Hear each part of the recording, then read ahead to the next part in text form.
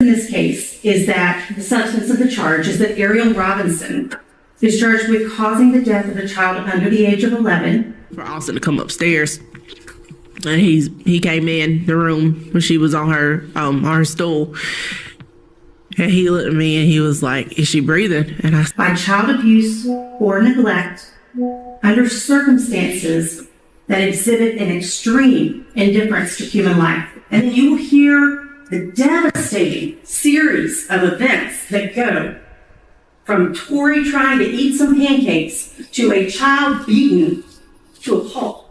We were just here as representation for Victoria, and then, that she was. A little girl, police say, was beaten to death, a crime that has shocked the upstate, leaving many heartbroken as they learn the details of 3-year-old Victoria Rose's death.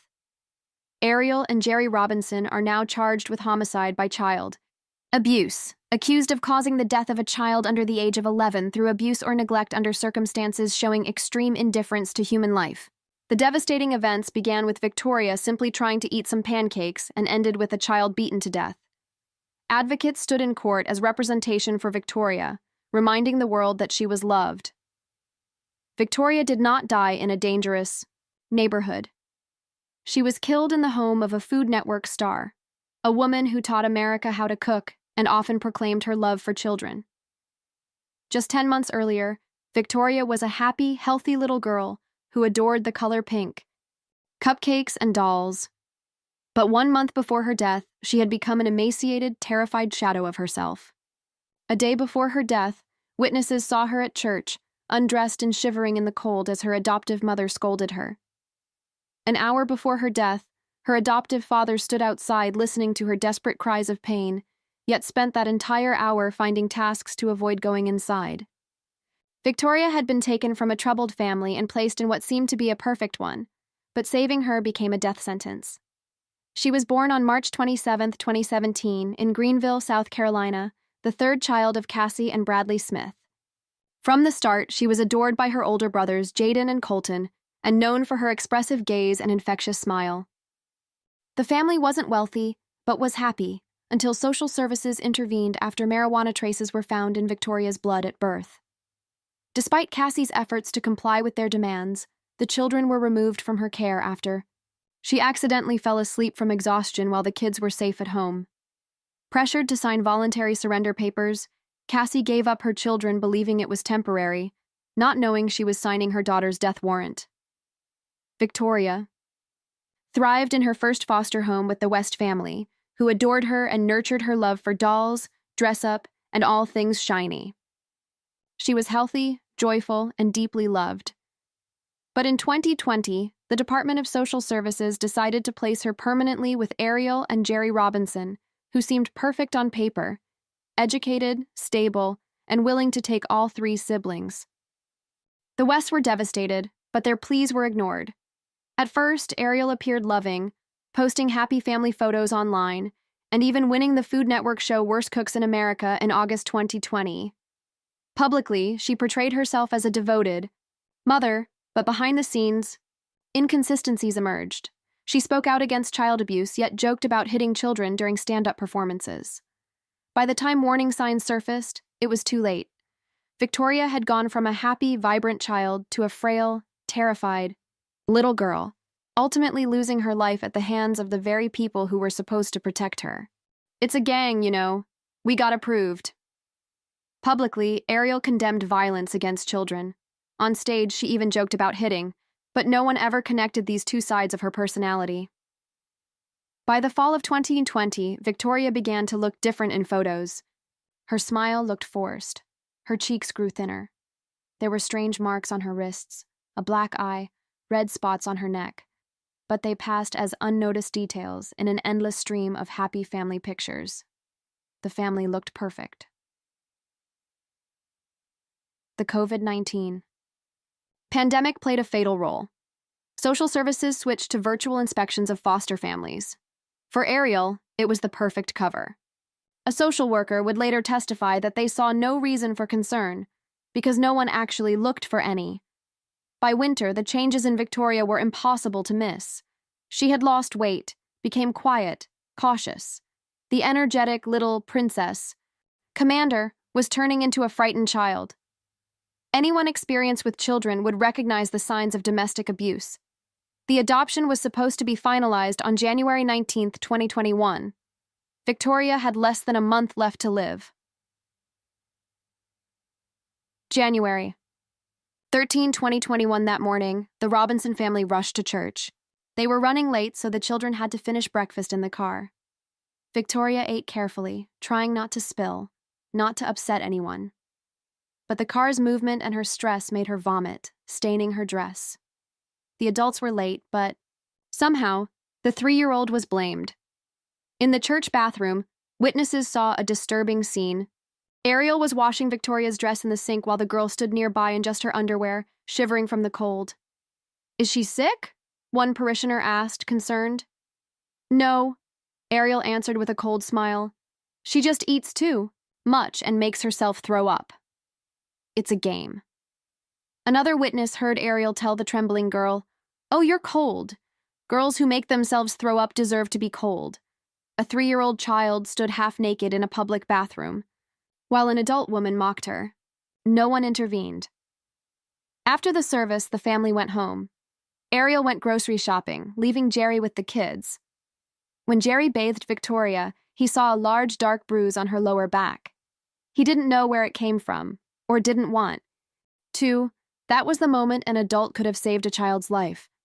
Ask questions, call a doctor, protect her. Instead, Jerry quietly bathed her and put her to bed. On January 14th, 2021, the next morning began as usual. The older boys left for school, leaving Victoria alone with her abusers. Jerry made pancakes, then went out to work in the yard. Victoria was left eating breakfast with Ariel. The girl ate too slowly for her adoptive mother's liking.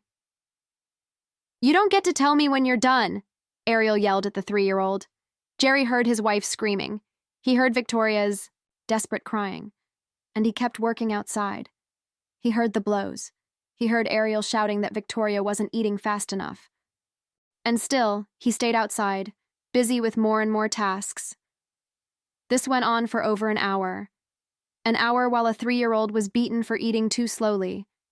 An hour while an adult man listened and did nothing. When Jerry finally came back inside, he saw Ariel standing over Victoria with a belt. The little girl lay on the floor, barely breathing. "You went too far," he said. That was the only criticism Ariel received. They bathed the battered child in Epsom salts, hoping the swelling would go down. Jerry drove out to buy children's Tylenol for a girl who was dying. Victoria lay barely alive on the bed. Her small body was broken, but her heart still beat. Later in court, Jerry was asked, "What's the last thing you remember Tori saying to you?" "When she was lying on the bed, she told me she loved me," he said, "and I told her, 'I love you too, and I promise this won't happen again.'" Those were the last conscious words Victoria Rose Smith ever heard. Words of love from the man who had listened to her being beaten and done nothing. A 3-year-old girl who had only ever given love, died betrayed. Her body shuddered in pain. Every breath was a struggle. Her organs slowly shut down. Then she went limp. "Grandma, call 911. What's the emergency? Our daughter, she's unresponsive. She's drinking a lot of water. Tell me exactly. My 3-year-old daughter is choking on water right now." First responders arrived at 2:16 p.m. They immediately knew this was no accident. Victoria's small body was covered with deep bruises and cuts. The right side of her abdomen was black and blue. The inner surfaces of her thighs were bruised. "Oh my God," whispered a paramedic. These weren't injuries from a fall or play.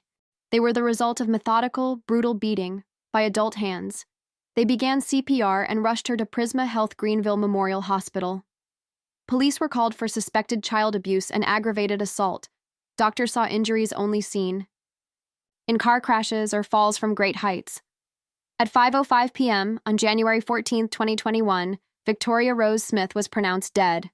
The little girl who loved the color pink and cupcakes, who bossed around her big brothers and gave love to everyone, was killed by her adoptive mother in the house that was supposed to save her. The coroner said he had never seen such extensive damage in a child. Victoria suffered multiple blunt force injuries, as if she had been hit by a car, but no car hit her. A woman who once won a cooking show and claimed to love children did. The death was ruled a homicide. On January 19th, just 5 days later, the very day her adoption was supposed to be finalized, Ariel and Jerry Robinson were arrested for her murder. The irony was chilling. On the day the system would have made them her legal parents, they sat in jail. Ariel told police, "She bruises easily, she has sensitive skin, her brother kicks her, he has anger issues." Victoria's biological mother, Cassie, learned of her daughter's death from the news. She called social services and asked, "Is this my daughter?" "We don't owe you any explanations," a social worker replied, and hung up. When the family finally saw the photos on TV, they barely recognized her. The happy, chubby little princess was now a thin, terrified child with lifeless eyes. "We last saw our children happy, healthy, and thriving," said Victoria's aunt, "because the foster families before the Robinsons were amazing. She was funny, she was sassy, she had so much personality," said another relative. "You couldn't be mad at her, not with how sweet she was. I just don't understand how anyone could do this to her." Even then, the family had to fight for the right to take Victoria's body from the state to bury her. The system that took her alive didn't want to let her go, even in death. She was finally buried in Travelers Rest, South Carolina.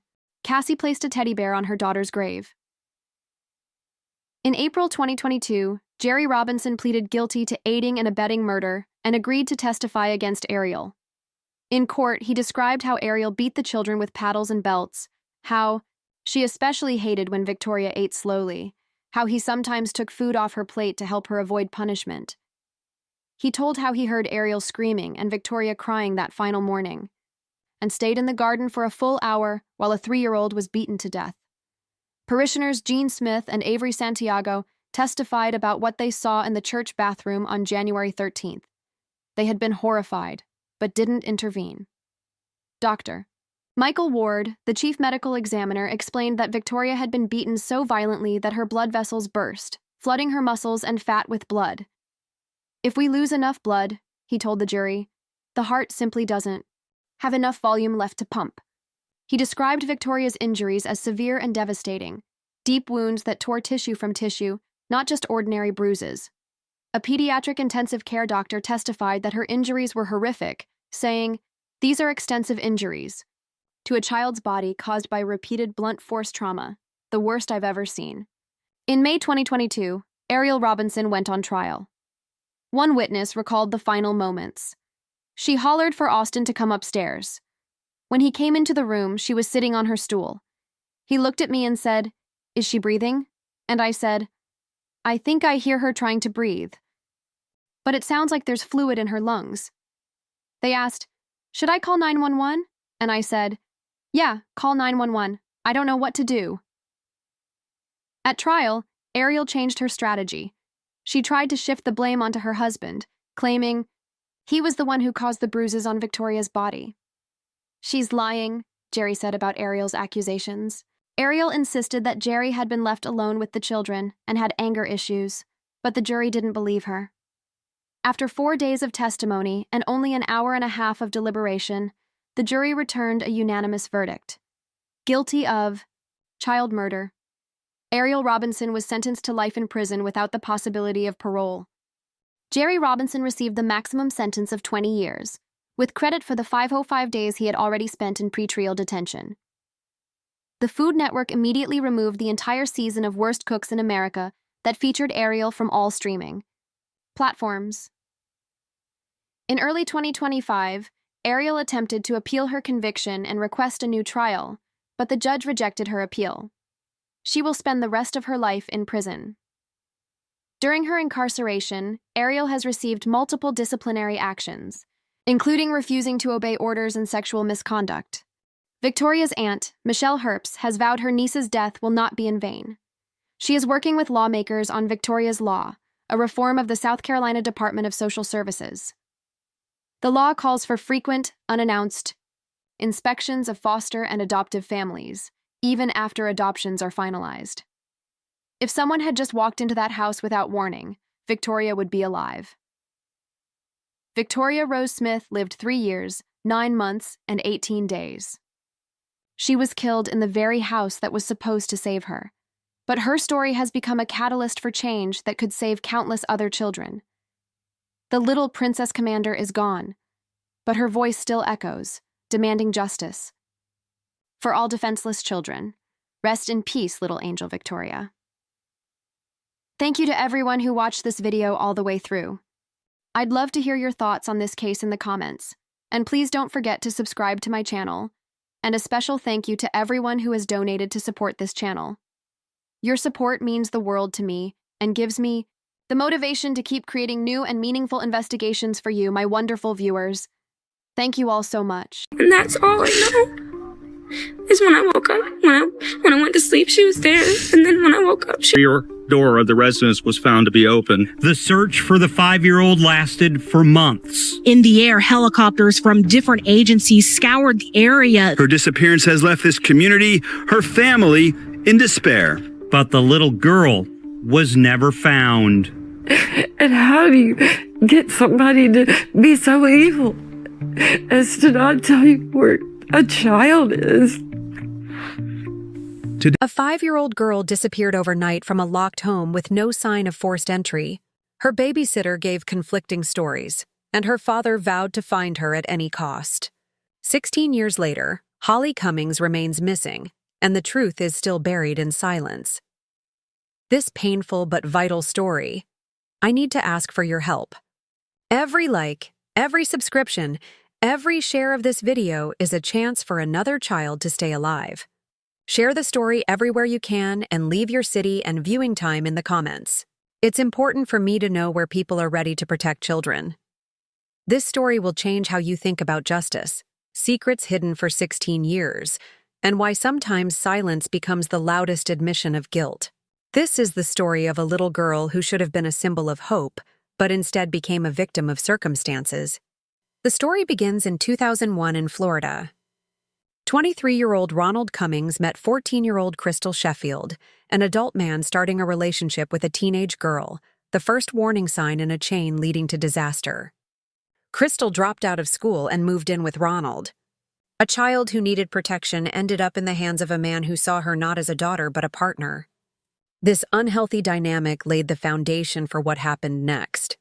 In 2003, 16-year-old Crystal gave birth to a daughter diagnosed with Turner syndrome, a rare genetic condition predicted to cause serious physical deformities and likely death at birth. But Holly Ann Marie Cummings defied medical predictions. Born healthier than expected and called the family's miracle child. A year and a half later, Crystal had a son, Ronald Jr. However, motherhood proved overwhelming for Crystal, and during this time, drugs entered the family's life. Both Ronald and Crystal used illegal substances. Crystal even during pregnancy, harming the children further. Despite this, Holly grew into an amazing child with restless energy and charm, lovingly called Hallibug and Granny's Love. She adored gospel music, which she called God music, and every visit to Grandma's started with a ritual, asking to listen to her God music. By 2005, the family situation became critical. Crystal missed vital medical appointments for Holly, whose Turner syndrome required regular care. Child Services intervened and removed the children, awarding full custody to Ronald, a crane operator who ensured medical checkups for Holly. At first, everything seemed stable: a loving father, stable home, and necessary medical care.